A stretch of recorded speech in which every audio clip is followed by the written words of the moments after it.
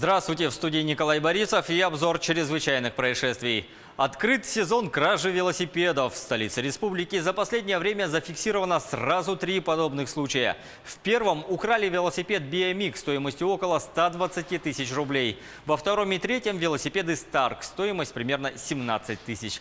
Злоумышленники пользуются беспечностью владельцев, оставляющих свои транспортные средства в подъездах и на улице в надежде на то, что кодовый замок или домофон помешает преступнику похитить имущество. Кражи из подъездов самые распространенные. Будьте бдительны. Жительница столицы республики желала подзаработать, однако лишилась 1 830 000 рублей. Заявительница пояснила полицейским, что в апреле текущего года к ней поступил звонок.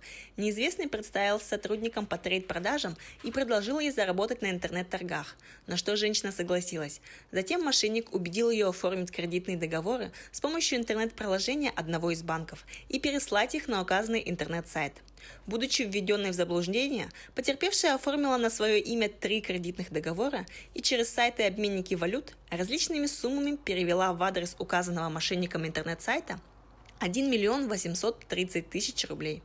После чего мошенник перестал выходить на связь. По данному факту проводится проверка.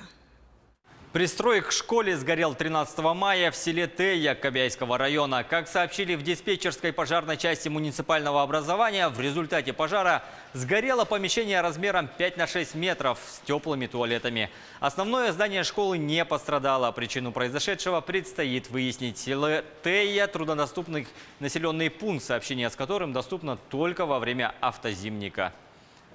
В Нерюнгри сотрудники полиции выявили факт фиктивной регистрации граждан по месту жительства. Установлено, что 32-летняя жительница города фиктивно прописала у себя дома 2 иностранных граждан.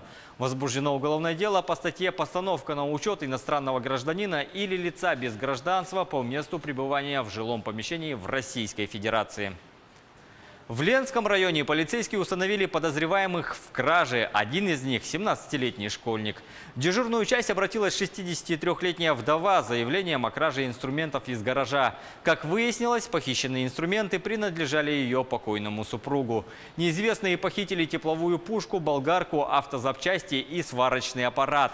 Общий материальный ущерб составил около 100 000 рублей. Полицейские выяснили, что к совершению этого преступления причастны ранее несудимые 17-летний школьник и 22-летний электромонтер. Похищенное продать не успели. Все похищенное будет возвращено законной владелице. А мы переходим к международной повестке. Прокуратура Швеции решила возобновить расследование уголовного дела в отношении основателя Wikileaks Джулиана Ассанжа, закрытое в 2017 году. Теперь экстрадиции журналиста будут добиваться Стокгольм и Вашингтон. Решение о том, какой стране выдать Ассанжа, примет британский суд, рассказывает Артем Сторонов. Швеция возобновит расследование уголовного дела в отношении основателя Wikileaks Джулиана Ассанжа, которого обвиняют в сексуальных домогательствах. Об этом в понедельник сообщила заместитель генпрокурора страны Ева Мари Персон. Предварительное расследование в отношении журналиста было начато в Швеции еще в 2010 году. Позже оно было закрыто без предъявления обвинения, поскольку Ассанж получил политическое убежище в посольстве Эквадора в Лондоне. В апреле власти латиноамериканской страны лишили журналиста защиты и выдали британской полиции. Он был приговорен к 50 неделям заключения за нарушение условий освобождения под залог.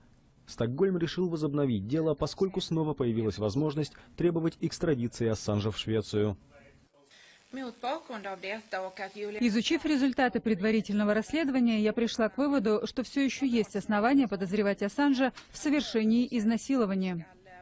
Сам основатель Wikileaks все обвинения в свой адрес отрицает. Он утверждает, что готов помочь правосудию и очистить свое имя, но опасается, что Стокгольм выдаст его США, где ему предъявлено обвинение в разглашении секретных данных. Ева Мари Персон подчеркнула, что если Ассанж будет экстрадирован в Швецию, то его не смогут передать третьей стороне, в том числе Соединенным Штатам, которые также добиваются его выдачи. Решение о том, в какую страну экстрадировать основателя Wikileaks, примет британский суд. На этом пока все. Берегите себя.